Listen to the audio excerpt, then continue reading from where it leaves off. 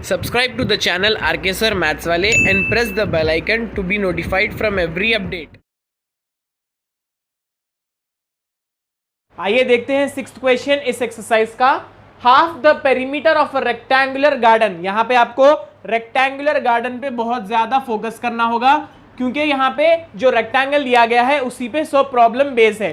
तो half the perimeter of rectangle garden is 36 meters. Already आपको ये स्टेटमेंट दी गई है, आगे पढ़िए। If the length is 4 meter more than its width, जो लेंथ है वो 4 मीटर ज्यादा है विथ के, find the dimensions of the garden. तो मैं यहाँ पे सबसे पहले एक रफ डायग्राम उतार लेता हूं सो दैट आपको आइडिया आ जाए। ये है रेक्टेंगुलर गार्डन, इस टाइप का होता है रेक्टेंगल। अब इसी पे सब बेस्ड है, ये होती है लेंथ और ये होती है विड्थ। आइए देखते हैं अब किस तरह से हम इसको सॉल्व करते हैं। तो सबसे पहला स्टेटमेंट दिया गया है half the perimeter of a rectangular garden. अब ना तो हमें लेंथ पता है ना तो विड्थ पता है, तो सबसे पहले क्या करेंगे हम उसको कुछ मान लेंगे जैसे कि x और y। तो आइए स्टार्ट करते हैं प्रॉब्लम को। सबसे पहले let the length of the rectangular garden, मैं उसको मान रहा हूं x। Let the length of the rectangular garden is equal to x। और विड्थ को क्या मानूंगा मैं? Let the width of the rectangular garden be y। एक रहेगा x और दूसरा रहेगा y। अब यहां से पूरा खेल शुरू है। देखिए किस तरह से। Half the perimeter of a rectangular garden is 36। Perimeter of a rectangle क्या होता है ये बहुत बार हमने पढ़ लिया। देखिए perimeter of rectangular garden, rectangular garden मतलब पेरीमीटर ऑफ रेक्टेंगल। समझिए क्या होगा perimeter of rectangle? 2 into L plus B. तो यहाँ पे एल जो लेंथ है वो है x प्लस विड्थ जो है वो है y। 2 into L plus B. अब ये तो है सिर्फ फॉर्मूला, अब स्टेटमेंट के हिसाब से प्रूफ करते हैं। देखिए half the perimeter of a rectangular garden, मतलब ये जो पेरीमीटर हमें दिया गया है इसका half 2 into x plus y divided by 2। Half मतलब क्या होता है, उसको डिवाइड करना होगा 2 से, वो इक्वल है 36 के। 2 1 जा 2 1 जा, तो क्या बन गया सबसे पहला वाला equation? x plus y is equal to 36। जी हाँ, ये है सबसे पहला वाला इक्वेशन, इसको हम इक्वेशन 1 मान लेंगे।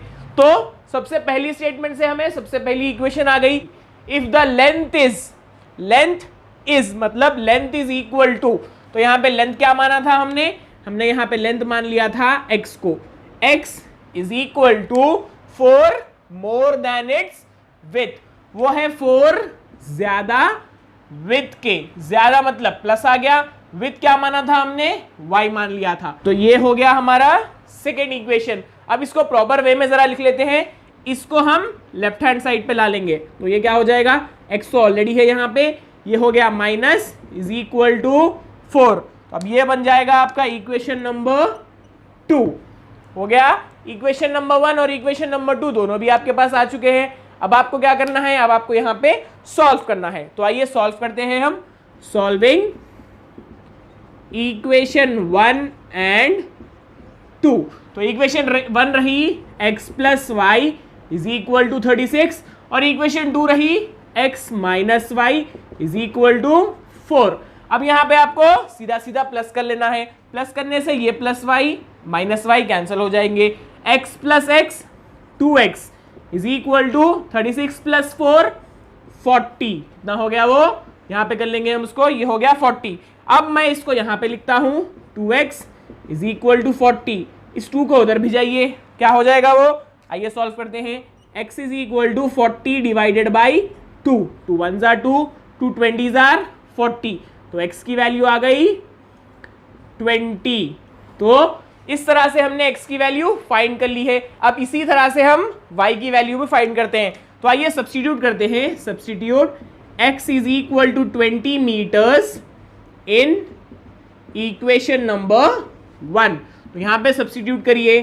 x plus y is equal to 36, x की वैल्यू रही 20, 20 plus y is equal to 36। इस 20 को उधर भी जाइए, y is equal to 36 minus 20। तो y हो गया 16 मीटर्स। क्या हो गया y? y की वैल्यू आ गई 16 मीटर्स। अब जो हमने x और y को माना था उसी को आपको वहां पे अब लिखना होगा। क्या माना था हमने? आइए लिखते हैं। Late the length of the rectangular garden, हमने क्या माना था उसको? x माना था। x की वैल्यू कितनी आई? देखिए यहां पे वो है 20, तो लिखेंगे हम 20 मीटर्स। फिर हमने माना था width of the rectangular garden is equal to 16 meters. तो इस तरह से आपको प्रॉब्लम करना होगा। अगर आपको कुछ नहीं पता है तो आपको वेरिएबल्स की मदद लेनी होगी, x और y। ये सॉल्व करते हैं 7th क्वेश्चन को, जो बहुत ज्यादा इंटरेस्टिंग क्वेश्चन है। तो इसमें आपको 3 इक्वेशंस बनाने होंगे। चलिए बढ़ते हैं क्वेश्चंस की तरफ। We have a linear equation, तो हमारे पास एक लीनियर इक्वेशन है 2x plus 3y minus 8 is equal to 0। तो ये हमारे पास इक्वेशन एक दिया गया है। Right another linear equation in two variables x and y such that the geometrical representation of the pair so formed is intersecting lines. तो मैं आपको एक सिंपल आइडिया दे देता हूं इसका कि क्या करना है आपको। एक इक्वेशन आपको दिया गया है, आपको एक और इक्वेशन 2 वेरिएबल्स का बनाना है जो कि इंटरसेक्टिंग लाइंस फॉर्म करता है ग्राफिकल रिप्रेजेंटेशन में। तो इंटरसेक्टिंग लाइंस कब फॉर्म होते हैं? देखिए मैं यहाँ पे कंडीशंस लिख चुका हूँ। इंटरसेक्टिंग लाइंस जब फॉर्म होंगे जब a1/a2 not equal to b1/b2 होगा। जी हाँ, हमने इस टाइप के प्रॉब्लम्स प्रीवियस कर रखे हैं। अगर आपने अभी तक वो नहीं देखा तो प्लीज जाके नीचे चैनल पे जरूर देख लीजिए। तो यहाँ पे एक लीनियर इक्वेशन हमें ऑलरेडी दिया गया है, तो मैं सबसे पहली वाली बिट से स्टार्ट करता हूँ। यहाँ पे मैं लिख लूंगा बिट नंबर 1। एक लीनियर इक्वेशन है 2x plus 3y minus 8 is equal to 0। मैं इसको कंपेयर करूंगा एक जनरल फॉर्म से। तो जनरल फॉर्म क्या है हमारा? That is a1x plus b1y plus c1 is equal to 0। ये बहुत ही ज्यादा सिंपल प्रॉब्लम है अगर आप इसको समझ गए तो देखिए यहाँ पे a1 यहाँ पे है 2, यहाँ पे लिख लूंगा मैं a1 इज 2, b1 यहाँ पे है 3 और c1 यहाँ पे है -8। अब जैसा कि हमने a1, b1 और c1 को लिख लिया, उसी तरह से अब आपको एक इक्वेशन बनाना है so that a1/a2 not equal to b1/b2 हो जाए। वो कब होगा? जब दोनों भी a1/a2 अलग होंगे, b1/b2 अलग होंगे। दोनों को आप सिमिलर नहीं ले सकते। तो यहाँ पे आप गौर करिए, a की वैल्यू है 2, तो अब आपको एक a की दूसरी इक्वेशन में ऐसी वैल्यू लेनी होगी जो कि 2 नहीं है। ये जो 2 है वो 2 से मैच नहीं होना चाहिए, ये जो 3 है वो 3 से मैच नहीं होना चाहिए। तो क्या बनेगा सेकेंड इक्वेशन? आइए लिखते हैं। तो मैं यहां पे लिखूंगा the required linear equation is, यहां पे 2x बना था, मैं 2 नहीं लूंगा, कुछ दूसरा नंबर ले लूंगा। मैं यहां पे लूंगा 3x, यहां पे b1 3 था तो मैं कुछ दूसरा ले लूंगा, प्लस 4y। अब जैसा कि ये दोनों एक दूसरे के इक्वल नहीं है, कांस्टेंट आप कुछ भी ले सकते हैं, -11 ले लीजिए, इज इक्वल टू 0। अब यहाँ पे मैं आपको रफ में कर बताऊंगा, ये दोनों एक दूसरे के इक्वल नहीं होंगे वो कंडीशन के हिसाब से। तो देखिए इस फॉर्म में यहाँ पे a2 क्या है? a2 यहाँ पे है 3, b2 यहाँ पे है 4 और c2 यहाँ पे है -11। अब कंपेयर करके देखिए a1/a2 is equal to b1/b2। तो सबसे पहले तो इक्वली लिखना होगा आपको, जब इक्वल नहीं आएंगे तो हम काट देंगे। a1 जो है वो है 2, a2 जो है वो है 3, फिर b1/b2 ये है 3 और b2 है हमारे पास 4। अब क्या ये दोनों एक दूसरे के इक्वल है? जी नहीं, ये बिल्कुल एक दूसरे के इक्वल नहीं है। एक आपको छोटी सी मैं टिप भी देना चाहूंगा यहाँ पे, अगर आप यहाँ पे कुछ और नंबर लेंगे और यहाँ पे लिख देंगे 6, तो मैं यहाँ पे एकदम से लिख दूंगा चलिए 6, और मैं डिवीजन में यहाँ पे लिखूंगा जो कि मेरा b2 वैल्यू है, यहाँ पे अगर वो आ गया 9। अब देखिए मैं ये दोनों को भी कैंसिल कर सकता हूँ, 3 2s are 6, 3 3s are 9। तो ये तो 2/3 बिल्कुल इक्वल हो गया। देखा आपने, यहाँ पे अगर आप 6 लेंगे और 9 लेंगे, ये दोनों से एकदम डिफरेंट है, ना ये 2 है ना ये 3 है। बट फिर भी हम कैंसिल करने पर उसको इक्वल ला चुके हैं। तो आपको ये याद रखना है, यहाँ पे जो टिप है वो आपकी ये है कि आपको सिंपलेस्ट फॉर्म के नंबर्स लेने होंगे। यहाँ पे सिंपलेस्ट फॉर्म मतलब ये जो नंबर है और ये जो नंबर है वो सबसे छोटे होने चाहिए, वो कैंसिल नहीं होने चाहिए कोई भी नंबर से। जैसा कि यहाँ पे ये नंबर और ये नंबर दोनों भी कैंसिल हो रहे हैं एक पर्टिकुलर नंबर से, वैसे नंबर्स आपको नहीं लेने हैं। थोड़ी सी आप यहाँ पे होशियारी दिखाइए, ये जो दो नंबर्स आप लेंगे वो किसी से भी कैंसिल नहीं होने चाहिए। तो ये थी इसकी एक टिप। तो हमने फर्स्ट वाली बिट तो कंप्लीट कर दी, उसके आगे का क्वेश्चन अब पढ़िए आपको। Now right the two more equation so that one forms a pair of parallel lines। अब आपको ऐसा इक्वेशन बनाना है जिससे आपको पैरेलल लाइंस आए। पैरेलल लाइंस कब आते हैं, वहां पे मैंने कंडीशन लिख दिया है। अगर a1/a2 is equal to b1/b2 हुआ but not equal to c1/c2 होगा तो जब बनेंगे पैरेलल लाइंस। आइए स्टार्ट करते हैं सेकेंड वाली बिट। पैरेलल लाइंस बनाना है आपको। यहाँ पे आपने इंटरसेक्टिंग बनाए थे तो इक्वेशन तो ये सेम रहेगी। a1 आपका है 2, b1 आपके पास है 3, c1 आपके पास है -8। अब इसी को लेकर आपको एक और इक्वेशन बनाना है। आइए मैं यहाँ पे द रिक्वायर्ड लीनियर इक्वेशन लिख लेता हूं। द रिक्वायर्ड लीनियर इक्वेशन, चलिए समझते हैं अब इसको। यहाँ पे हमें a1/a2 is equal to b1/b2 चाहिए। मतलब ये जो वैल्यू यहाँ पे 2 है, ये जो वैल्यू यहाँ पे 3 है, वो सिमिलर हो सकती है, बट ये C1 जो वैल्यू है वो C2 के इक्वल नहीं होगी। तो मैं यहाँ पे एक काम करता हूँ, इसी के मल्टीपल लेता हूँ, यहाँ पे कोई एक दूसरा नंबर ले लेता हूँ। तो सबसे पहले मैं यहाँ पे ले लूँगा 2 के टेबल का ही कोई एक नंबर 4x, फिर यहाँ पे मैं ले लूँगा प्लस 3 का टेबल का ही कुछ नंबर 6y। अब ये दोनों तो इक्वल हो गए, बट हमें C1 और C2 इक्वल नहीं चाहिए, तो ये रहा 8। अब 8 का आप कुछ मल्टीपल भी नहीं ले सकते।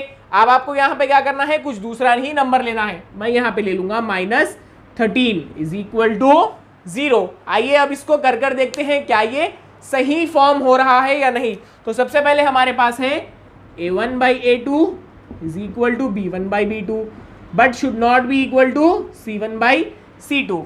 a1 हमारे पास है 2 डिवाइडेड बाई a2 हमारे पास है 4 इज इक्वल टू b1 हमारे पास है 3 डिवाइडेड बाई b2 हमारे पास है 6 इज इक्वल टू, अब हम इक्वल टू लिखेंगे, बाद में उसको चेंज कर लेंगे। अगर वो इक्वल है तो इक्वल, नॉट इक्वल है तो नॉट इक्वल लिखेंगे। -8 डिवाइडेड बाई -13। यहाँ पे 2 1 जा 2 2 जार 3 1 जा 3 2 जार। ये जब वैल्यू आएगी ये नॉट इक्वल टू होगा। देखिए ये 1/2 हो गया इज इक्वल टू 1/2 हो गया, दोनों सेम है, बट यहाँ पे ये कैंसिल नहीं हो रहे, सिर्फ माइनस माइनस की साइन कैंसिल हो गई। यहाँ पे 8/13 वैसे ही रह गया वो। तो मतलब ये जो इक्वेशन हमने अभी अभी बनाया है ये बिल्कुल परफेक्ट इक्वेशन है पैरेलल लाइंस को बनाने के लिए। तो ये हो गया आपका रिक्वायर्ड इक्वेशन।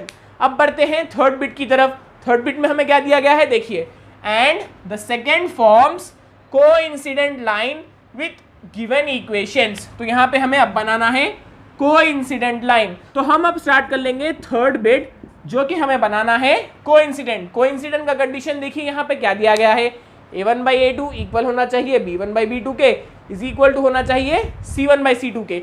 आइए स्टार्ट करते हैं। तो मैं सबसे पहले लिख लूंगा a1 की वैल्यू तो सेम रहेगी, b1 की वैल्यू भी सेम रहेगी, c1 की वैल्यू भी सेम रहेगी। अब हमें बनाना है रिक्वायर्ड इक्वेशन। तो आइए स्टार्ट कर लेते हैं। द रिक्वायर्ड लीनियर इक्वेशन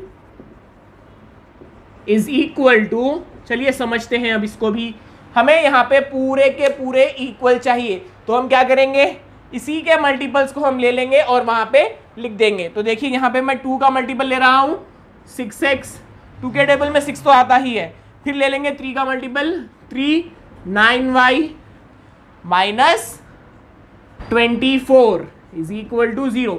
2 के टेबल में 6 आता है, 3 के टेबल में 9 जरूर आएगा, 8 के टेबल में 24 जरूर आएगा। आइए अब इसको देखते हैं। a1/a2 is equal to b1/b2 is equal to c1/c2। क्या ये एक दूसरे के इक्वल होते हैं या नहीं, चेक करते हैं। सबसे पहले आएगा 2/6 is equal to 3/9 is equal to -8/-24। Cancel करेंगे, 2 1 जा 2, 2 3 जा 6, 3 1 जा 3, 3 3 जा 9, माइनस माइनस कैंसिल हो गया, 8 1 जा 8, 8 3 जा 24। तो कंप्लीट एक दूसरे के वो इक्वल हो गए, 1/3 is equal to 1/3 is equal to 1/3। तो ये जो हमने इक्वेशन अभी बनाया है ये कंप्लीट जस्टिफाई करता है इस इक्वेशन को, जो कि बनाने में मदद करेगा कोइंसिडेंट लाइंस। तो इस तरह से आपको फॉर्म करना है इक्वेशंस को। एक इक्वेशन आपको दिया जाएगा, उसकी मदद से आप इस कंडीशंस को लेकर इक्वेशन बना सकते हैं।